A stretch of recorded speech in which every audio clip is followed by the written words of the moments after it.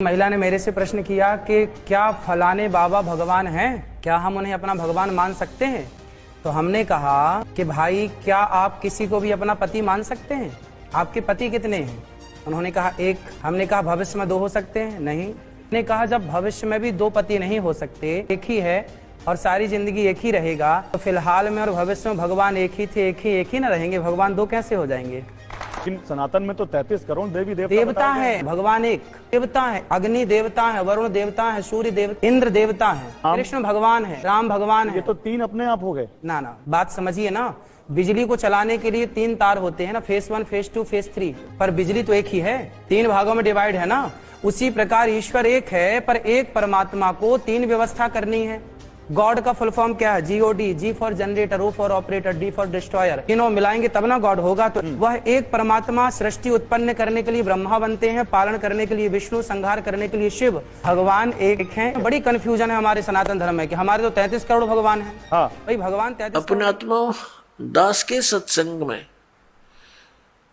मुख्य तौर पर 3 ब्रह्म होते हैं, 3 ब्रह्म यानी 3 प्रभु, 3 पुरुष। एक सरब्रह्म, एक अक्षर ब्रह्म, एक परम अक्षर ब्रह्म। दूसरे शब्दों में एक सरपुरुष, एक अक्षर पुरुष और एक परम अक्षर पुरुष। तीसरे शब्दों में ईश्वर, परमेश्वर। ये 3 मुख्य प्रभु हैं। मुख्य तो वैसे एक है, लेकिन हमारे सदग्रंथों में जो विशेष ज्ञान दिया है इन तीनों के विषय में। और इसके पश्चात 3 प्रभु और माने हैं, रजगुण श्री ब्रह्मा जी, सतगुण श्री विष्णु जी और तमगुण श्री शंकर जी, और आदि शक्ति प्रकृति देवी ये दुर्गा है। इनके बाद फिर बहुत से देवता हैं जो भगवान की भक्ति करके ही कुछ उन्होंने अपने टायर में हवा भर ली, यानी परमात्मा की कुछ भक्ति संग्रहित करके, और वो कुछ सिद्धि युक्त होकर के अन्य प्राणियों से श्रेष्ठ बने दिखाई देते हैं, वो भी देवता हैं। यानी श्री ब्रह्मा जी, रजगुण श्री विष्णु, सतगुण श्री शिव जी, तमोगुण ये अन्य देवताओं में हैं। और ये हमारे इस तत्व ज्ञान के अंदर मुख्य तौर पर प्रभु नहीं गिने जाते। दूसरे शब्दों में दास कहे कि ये भगवान नहीं है, ये ईश नहीं है, स्वामी नहीं है, भगवान नहीं है। तो ये बात जनसाधारण के गले उतरे नहीं, विशेषकर पवित्र हिंदू समाज के पुण्यकर्मी प्राणियों के, क्योंकि हमारे धर्मगुरुओं ने हमें उल्टा पाठ पढ़ा दिया।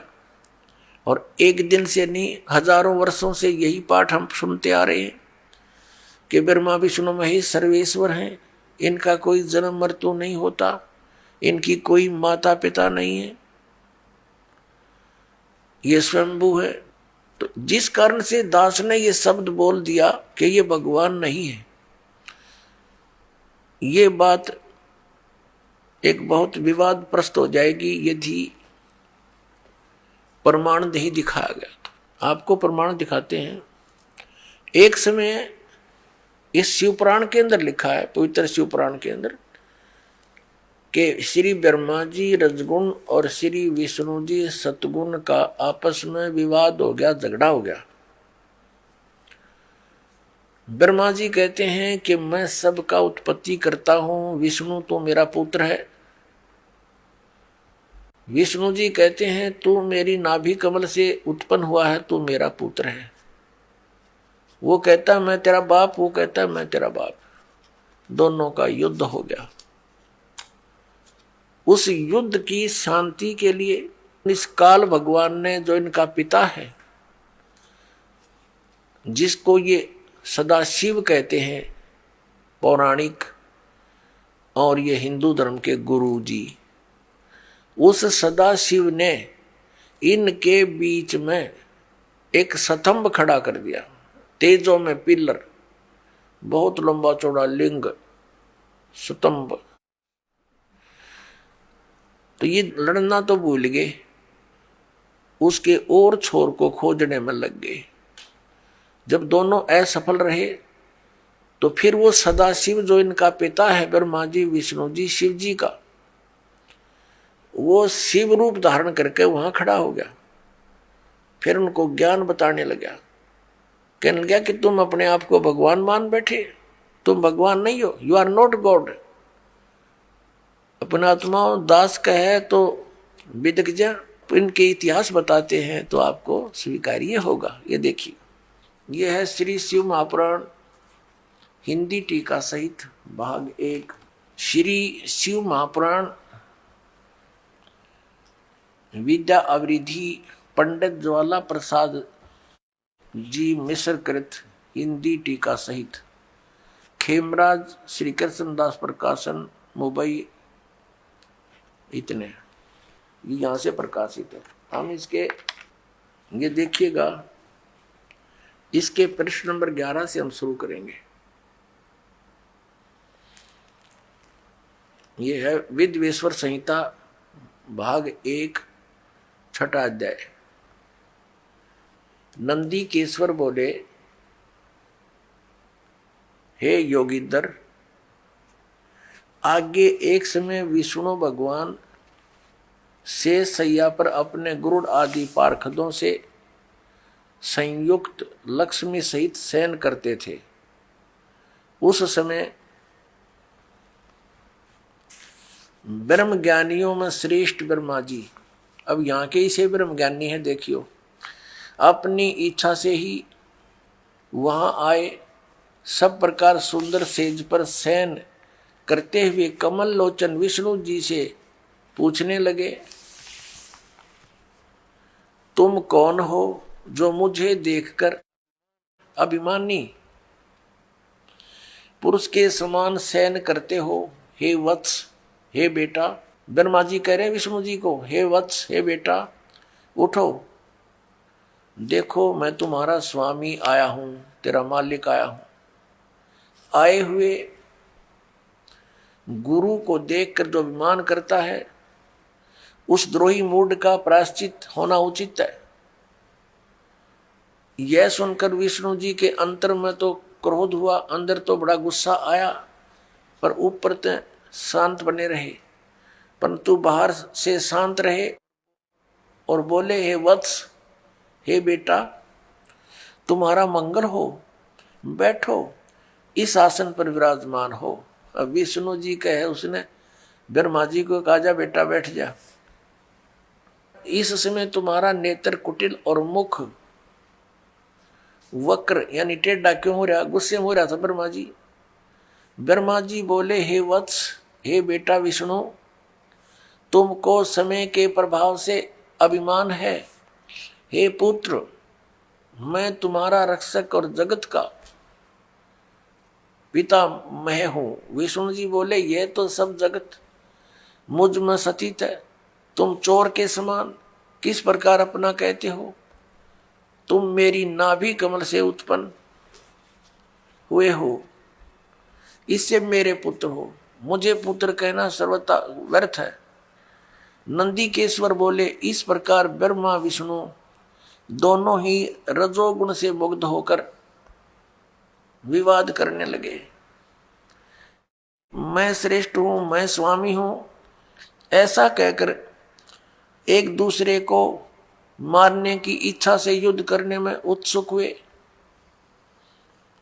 अब देखो, संपूर्ण देवता विमान में बैठकर वो तो लठ बजाना तैयार हो रहे हैं, और हमारे देवता फिर क्या क्रिया करते हैं? तब संपूर्ण देवता विमानों में बैठकर उस महाअद्भुत युद्ध को देखने चले आए और आकाश में उनके ऊपर फूल बरसाने लगे। वारे देवताओं, बताइए, देवताओं के काम है, दो भाई लड़ भी रहे हैं किसी कारण से, भले पुरुषों का काम है उनका बीच बचाड़ा करके छुटवावे, उनसे युद्ध बंद करवावे, और ये देवता फूल बरसावे, कहाँ मरो कटके, देखो कौन सा तगड़ा है।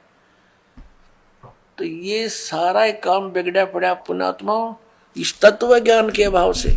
अब हम उस प्रसंग पर आते हैं कि जिसके अंदर ये कहा गया है इसी पवित्र पुराण में कि ब्रह्मा और विष्णु तुम भगवान नहीं हो, यू आर नॉट गॉड। देखिए अब हम आगे हैं 17 पृष्ठ पे। और विद्वेश्वर संहिता भाग 1 अध्याय 9,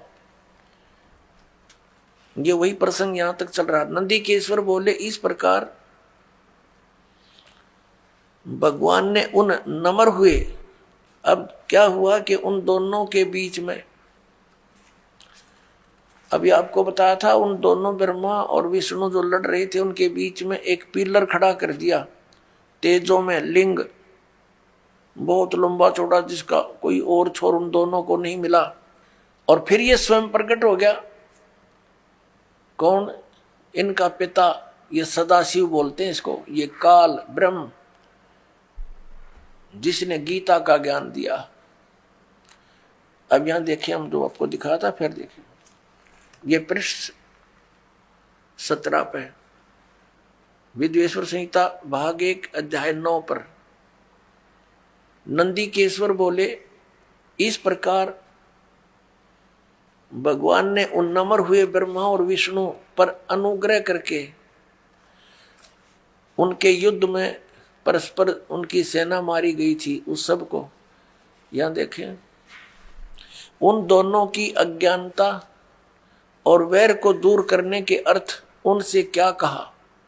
काल भगवान ने, सदाशिव ने क्या कहा कि मेरे सकल और निष्कल यानी साकार और निराकार में भेद से 2 रूप हैं, परंतु और ईश्वर नहीं है, मेरे अतिरिक्त कोई प्रभु नहीं है। इस कारण उनके 2 रूप नहीं हो सकते, पहला सतम रूप और दूसरा पीछे मूर्तिमान रूप धारण किया। इसमें ब्रह्म रूप निष्कल है, ये निष्कल है, निष्फल नहीं, और ईश्वर रूप सगुण है। मेरे ये दोनों रूप सिद्ध हैं, दूसरे किसी के नहीं हो सकते। इस कारण तुम दोनों को अथवा दूसरों को ईश्वर तव की प्राप्ति नहीं हो सकती। तुमने जो अज्ञान से अपने को ईश माना, तुमने अज्ञान से अपने को ईश यानी भगवान माना, यह बड़ा अद्भुत हुआ।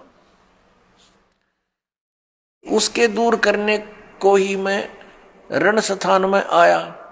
अब तुम दोनों अभिमान त्याग कर मुझ ईश्वर में अपनी बुद्धि लगाओ। मेरे प्रसाद से लोक में सब अर्थ प्रकाश होते हैं। मैं ही परब्रह्म हूं। अब ये काल बोल रहा है, अब यहां विचलित कर रहा है इनको। मैं ही परब्रह्म हूं, मेरा ही कल अकल रूप है। ब्रह्म होने से मैं ईश्वर हूं। अनुग्रह आदि मेरा कृत्य है। सर्वव्यापी होने से और जगत के वर्धक होने से मैं ब्रह्म हूं। हे ब्रह्म केशव, समतव और व्यापक होने से मैं आत्मा हूं। मैं इस सब का ईश हूं। यह मेरा है, मेरे सिवाय किसी दूसरे का नहीं है। प्रथम तो ब्रह्म तो ज्ञान के निमित्त निष्कल ब्रह्म का प्रादुर्भाव हुआ। 18वें पृष्ठ पर चलते हैं। इससे मैं अज्ञात रूप हूं, पीछे तुम्हें प्रगट दर्शन देने के निमित्त साक्षात ईश्वर, तत्क्षण ही मैं सगुण रूप हुआ हूं। अब यहां ये क्या कह रहा है? श्री सदाशिव ब्रह्मा विष्णु महेश का पिता, ब्रह्मा विष्णु महेश का पिता ये सदाशिव यहां क्या कह रहा है? ये कह रहा है कि पहले तो ब्रह्म रूप हुआ वो स्तंभ, वो तो समझो मेरा निष्कल रूप है, निर्गुण रूप है मेरा, ये स्तंभ आया पिलर। और ईब में निर्गुण से सगुण हो गया, तुम्हारे सामने आया। अब देखो, हम अपने उस प्रसंग पर आते हैं।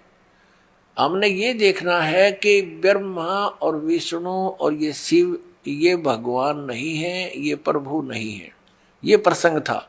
यदि ये दास वैसे सिंपल कहकर छोड़ देता तो बहुत विरोध मान लेते भक्तजन, क्योंकि उन्होंने पूरा अज्ञान सुना हुआ है, ज्ञान नहीं सुना, सदग्रंथों का उनको ज्ञान नहीं, इसलिए सदग्रंथों को रूप करना अनिवार्य हो गया है।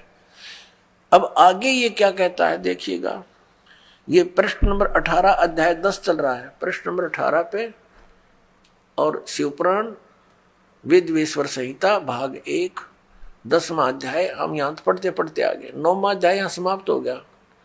जो हमने यहाँ पढ़ लिया, इससे मैं अज्ञात रूप हूँ, पीछे तुम्हें प्रकट देने के लिए निमित्त साक्षात ईश्वर, तत्क्षण ही मैं सगुण रूप हुआ हूँ। अब यहाँ नीचे आ जाएंगे इसके। इति श्री शिव महापुराणे विद्वेश्वर संहिता भाषा टीकायाम 9वां अध्याय, ये 9वां अध्याय इति हो गया, समाप्त हुआ। अब 10वां शुरू हो गया, ये 10वां। अब हम यहाँ 10वें में पढ़ रहे हैं नीचे। हे पुत्रों, ब्रह्मा और विष्णु को इनका पिता वो सदाशिव काल कह रहा, हे पुत्रों, यह कृत आपने तप से प्राप्त किया है, जो कि सृष्टि की उत्पत्ति और पालन कहता है, सो मैंने प्रसन्न होकर तुम्हें दिया है। इसी प्रकार दूसरे 2 कृत रुद्र और महेश्वर को प्रदान किए हैं। अब देखो, जो दास सिद्ध करना चाहता है, एक तो ब्रह्मा और विष्णु और फिर रुद्र और महेश्वर, ये 4, इनसे 5वां है यू सदाशिव, जो ब्रह्मा विष्णु महेश जी के पिताजी है। और इनकी माता कौन है? वो दुर्गा है। वो भी दिखाएंगे आपको सदग्रंथ में, देवी पुराण के अंदर दिखाएंगे। अब यहां देखिएगा, यहां स्पष्ट हो गया कि ऊपर तो इन दोनों के विषय में बोला है, पुत्रों, यह कृत आपने तब से प्राप्त किया है, जो कि सृष्टि उत्पत्ति और पालन कहता है। इन दोनों का ये जॉब है। मैंने प्रसन्न होकर तुम्हें दिया। देखो, हींग लगी ना फटकड़ी इसकी। तो कह रहा है कि तुमने तप किए, घोर तप किए। इसमें लिखा है कि विष्णु जी ने 12,000 वर्ष तक घोर तप किया, ब्रह्मा जी ने इतने वर्ष तक तप किया। तो कहता है इस तप के बदले में मैंने खुश होकर तुम्हें दिया है। बता, इन की भलाई इन्हीं को सौंप दी। अपनी तरफ से क्या दिया इसने? पहले इनसे डले डुआई हठ योग करो, सिद्धि युक्त हो गए। अब फिर रिमोट अपने हाथ में लेकर इनको कहा तुम सृष्टि करो। सब्जियों को यहाँ पर स्थिति, उत्पत्ति, संहार ये अपने पुत्रों से करवाता है और स्वयं खाता है सबको। ये काल है। गीता जी अध्याय नंबर 11 के श्लोक नंबर 32 में कहता है, मैं काल हूं अर्जुन, और अब प्रकट हुआ हूं, अब आया हूं मैं, अब प्रवृद्ध हुआ हूं। और श्री अर्जुन जी पूछ रहे हैं कि हे महानुभाव, आप कौन हो? मैं आपसे परिचित नहीं हूं। अरे अर्जुन का साला था श्री कृष्ण, और उससे अपरिचित हो गया इतनी जल्दी? क्योंकि वो श्री कृष्ण था ही नहीं, श्री कृष्ण में प्रवेश वो काल था।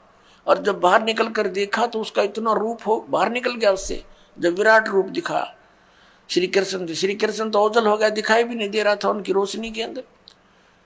और अर्जुन कह रहा, पूछ रहा आप कौन हो? मैं आपको पहचान नहीं पा रहा हूं। तो काल था। वो कहता है मैं काल हूं और सबका नाश करने के लिए अब प्रवृत्त हुआ हूं। तो ये इनका पिता है। और वो क्या कह रहा है कि ब्रह्मा और विष्णु तुम्हें जो कृत जॉब दिए हैं, तुम्हारे को 2 विभाग दे दिए। एक तो उत्पत्ति विभाग, रजोगुण विभाग से उत्पत्ति होती है, ब्रह्मा जी को रजोगुण युक्त कर दिया और विष्णु जी को सतोगुण युक्त कर दिया, और तीसरे अपने पुत्र को तमोगुण युक्त कर दिया, अपना स्वरूप बना लिया। कहते सदाशिव कहता है जब ये खड़ा है कि मैं इन्हीं के रूप, ये मेरे ही स्वरूप में है। और ये कैसे छल करता है, जब किसी को विष्णु रूप में दर्शन देता है तो उसमें अपना विष्णु रूप धारण कर लेता है, और उसी विष्णु रूप में संबोधन करता है, तो उस कारण से विष्णु पुराण बन गई। और जिसमें इस शिव रूप में धारण करके किसी को ज्ञान दिया है, तो उसके आधार से शिव पुराण की रचना होगी। ये है वो काल जो कहता मैं कभी अपने ओरिजिनल रूप में किसी के समक्ष नहीं होता, मेरे कर्म और जन्म अलौकिक हैं। गीता जी के अध्याय नंबर 4 के 5 और 9 में इसने स्पष्ट किया है।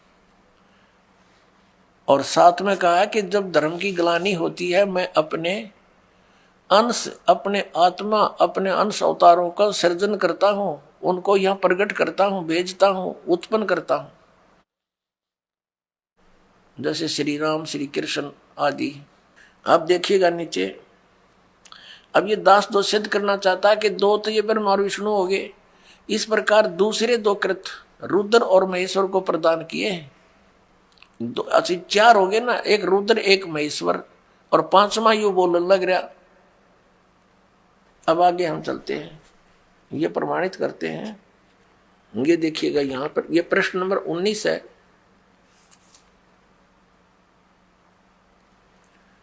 और ये विद्वेश्वर संहिता भाग 1 अध्याय 10 चल रहा है, यहां से हम लेंगे। हे सौम्य, मेरे अज्ञान से विमुख होने से तुम्हें अज्ञानता आ गई। विष्णु और ब्रह्मा जी को कह रहे हैं, मेरा ज्ञान होने से ऐसा नहीं होता, ज्ञान और रूप महेश के तुल्य हो जाते हैं। इस कारण इस ज्ञान की सिद्धि के निमित्त ओंकार नामक मंत्र जप करो। अभिमान दूर करने वाला, यह अभिमान दूर करने वाला है। सोई निज मंत्र उपदेश करते हैं। यह ओंकार मेरे मुख से उत्पन्न होने से मेरे ही रूप का बोधक है, यानी ब्रह्म का, और महामंगल करने वाला है। यह वाचक है, मैं वाच्य हूं। यह मंत्र मेरा आत्मा है कि उसके स्मरण से मेरा स्मरण होता है। उत्तर की ओर मुख से अकार का, इसका बहुत वर्णन दे रखा है। पश्चिम के मुख से उकार का, दक्षिण के मुख से मकार का, पूर्व के मुख से बिंदु का, और मध्य के मुख से नाद उत्पन्न हुआ है। इस प्रकार 5 प्रकार से यह निर्गत हुआ। सब एक होकर ओम ऐसा एक अक्षर हो जाता है। ओम ऐसा एक अक्षर हो जाता है। अब हम इससे इतना ही लेंगे। इस पवित्र पुराण ने हमारा बहुत सा काम हल्का कर दिया इस दास का। एक तो ये सिद्ध कर दिया कि ब्रह्मा और विष्णु और शिव और रुद्र, महेश्वर जिसको कहते हैं, ये भगवान नहीं है, ये ईश नहीं है। इसलिए दास कहता है कि 3 मुख्य रूप में दास के प्रवचनों में ये ब्रह्म समझो। एक सरब्रह्म, एक अक्षर ब्रह्म, और तीसरा परम अक्षर ब्रह्म।